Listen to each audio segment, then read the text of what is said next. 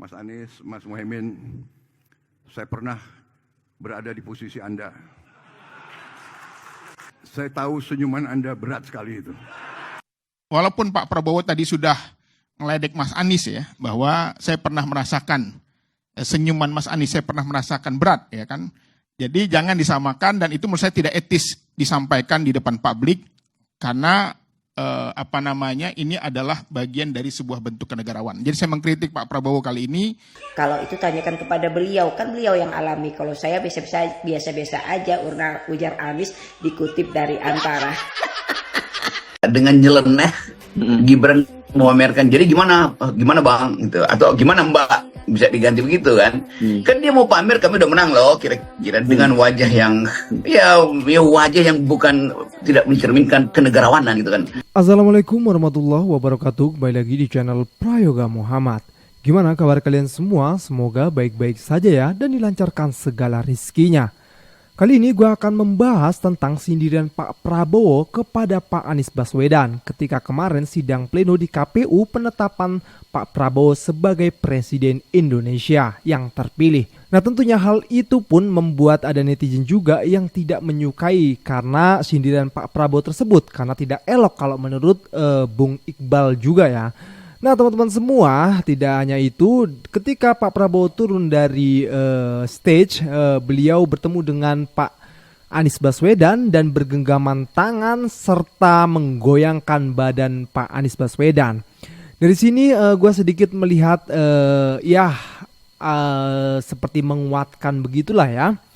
Mungkin karena beberapa kali Pak Prabowo mendaftar mencalonkan diri sebagai presiden dan tertolak, beliau tahu rasanya bagaimana.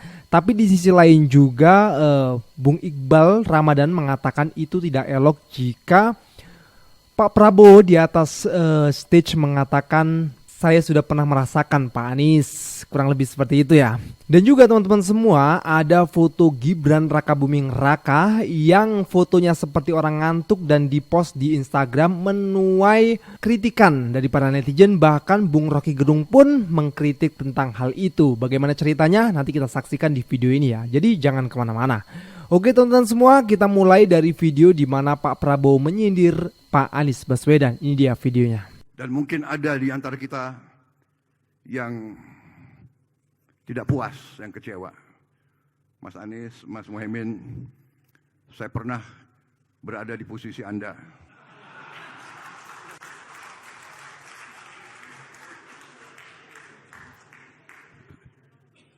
Saya tahu senyuman Anda berat sekali itu.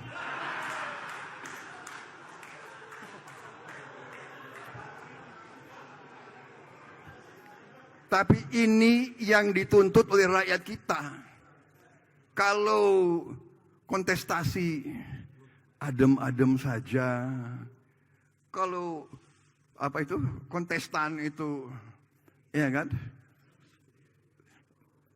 tidak tajam dan tidak keras, namanya bukan pilihan untuk rakyat. Rakyat minta pilihan, rakyat minta perbandingan.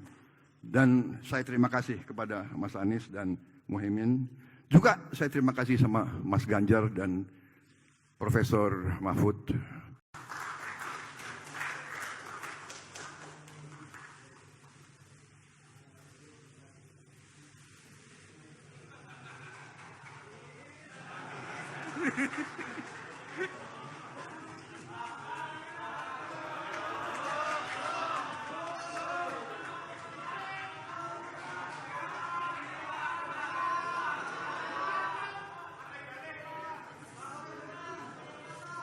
Di satu sisi mungkin Pak Prabowo memang sangat bahagia sekali karena beliau sudah terpilih untuk menjadi seorang presiden, di mana beliau sudah 4 kali mengajukan diri untuk menjadi wakil dan juga jadi presiden, dan akhirnya saat ini beliau sudah terpilih dengan kontroversial di belakangnya ya.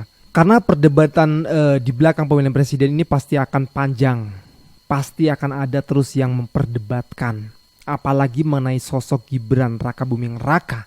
Lalu bagaimana tanggapan Pak Anies sendiri tentang sindiran dari Pak Prabowo itu, yang dimana Pak Anies mengatakan kepada wartawan, beliau mengatakan bahwasanya ya biasa saja sih kalau menurut Pak Anies ya, mungkin yang merasakan hal itu Pak Prabowo, tapi kalau Pak Anies merasa biasa saja. Dan nanti ada komentar dari netizen ya. Kita lihat dulu komentar dari Bung Iqbal Ramadan. Ini dia videonya. Terima kasih Bang Karni. Ya, jadi memang perdebatan ini tidak akan menarik kalau tidak ada 3 hakim yang berbeda pendapat. Karena berbeda pendapat, maka perdebatan pun diperpanjang. Karena di gugatan-gugatan sebelumnya nggak ada. Baru kali ini MK memiliki keputusan di mana ada 3 hakim yang menyatakan bahwa ada hubungannya bansos itu dengan kemenangan. Yang kedua, ada pengaruh intervensi dari pejabat publik. Dan bahkan ada yang minta pemilu diulang di beberapa daerah yang signifikan. Kalau Bang Karni tanya, apakah keputusan itu ada intervensi? Kita nggak bisa buktikan. Tetapi kalau ngelihat polanya MK, di MK pernah ketuanya kena OTT. Ketuanya kena pelanggaran kode etik dan diberhentikan. Artinya, kalau kita lihat pola, sangat mungkin. Tetapi tidak bisa dibuktikan. Yang ketiga, kita melihat bahwa pemilu ini sudah lihat. Jadi bukan berarti bahwa pemilu ini tidak curang, tapi memang seperti keputusannya. Saksinya dan buktinya tidak cukup untuk membuktikan kecurangan, tetapi kita lihat faktanya memang ada hakim yang menganggap itu curang. Jadi kami melihat bahwa walaupun Pak Prabowo tadi sudah meledek Mas Anies ya, bahwa saya pernah merasakan senyuman Mas Anies, saya pernah merasakan berat ya kan. Jadi jangan disamakan, dan itu menurut saya tidak etis disampaikan di depan publik karena ini adalah bagian dari sebuah bentuk kenegarawan. Jadi saya mengkritik Pak Prabowo kali ini bahwa seharusnya pidato yang disampaikan di KPU tadi tidak pantas disampaikan ketika di hadapan publik. Selanjutnya, kita melihat dengan adanya 3 keputusan hakim yang berbeda ini memberikan novum baru bagaimana hak angket itu bisa dinaikkan kembali.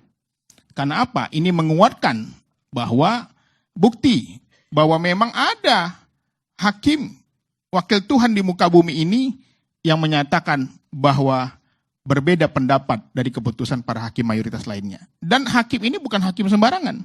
Hakim yang sangat terjaga integritasnya. Prof. Saldi Isra kita tahu betul. Makanya kami dari PKS mengapresiasi 3 hakim ini bahwa harapan bagaimana kualitas demokrasi ke depan itu akan tetap dijaga. Demikian Mas Ali. Respon Anies disindir Prabowo, senyumannya berat. Mas Anies, Mas Muhaimin, saya pernah ada di posisi Anda. Saya tahu senyuman Anda berat sekali itu, tetapi ini yang dituntut oleh rakyat kita. Dan ketika Anies ditanya oleh para wartawan tentang pernyataan Pak Prabowo itu, Anies dengan santai menjawab, kalau itu tanyakan kepada beliau, kan beliau yang alami, kalau saya sih biasa-biasa aja. Menanggapi hal itu, Anies merasa tidak ada yang istimewa dengan senyumannya. Ia juga tak mengerti dengan pernyataan yang dilontarkan Prabowo kepada dirinya. Sebab Prabowo yang mengalami kondisi seperti itu. Kalau itu tanyakan kepada beliau, kan beliau yang alami. Kalau saya biasa-biasa aja, ujar Anies dikutip dari Antara. Oh gitu toh Pak Prabowo, ujung nyamain. Orang kan beda-beda. Kalau Anda berat, kalau Anies mah biasa-biasa aja kali. Ya teman-teman semua, beda ya pendapat antara Bung Iqbal dengan Bung Rocky Gerung, di mana Bung Rocky Gerung malah justru menganggap 3 hakim itu sebagai settingan, di mana agar tidak terlalu terlihat jelek dari MK sendiri. Tapi kalau Bung Iqbal mengatakan bahwasanya mengapresiasi dari 3 hakim itu yang disopinion itu ya. Lalu bagaimana menurut Bung Rocky Gerung, kenapa Bung Rocky Gerung justru bahagia dengan keputusan dari hakim tersebut? Kita lihat videonya. Senang, saya bukan menyesalkan kondisi yang ada di mahkamah, saya justru gembira.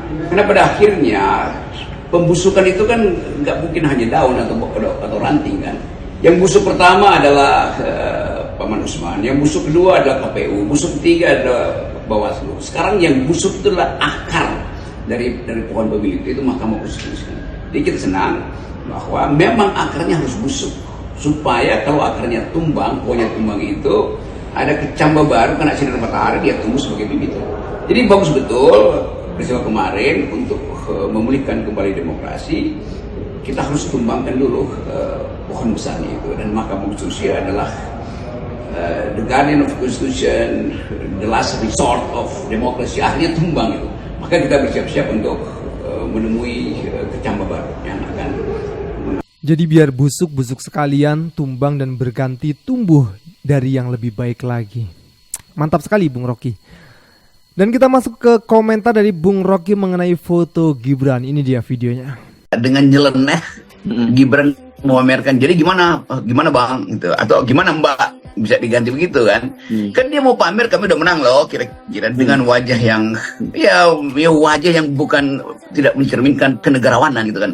Kan mestinya mungkin Gibran itu atau timnya itu ya kasih wajah yang menunduk sedikit dengan, tapi ini wajah angkuh dan wajah sinis yang sekedar mau mengatakan wah akhirnya kami bisa kelecehin kan MK, akhirnya kami bisa tipu kan hakim-hakim itu, akhirnya kami bisa perlihatkan bahwa kami yang menang, jadi Megawati nggak usah macam-macam gitu.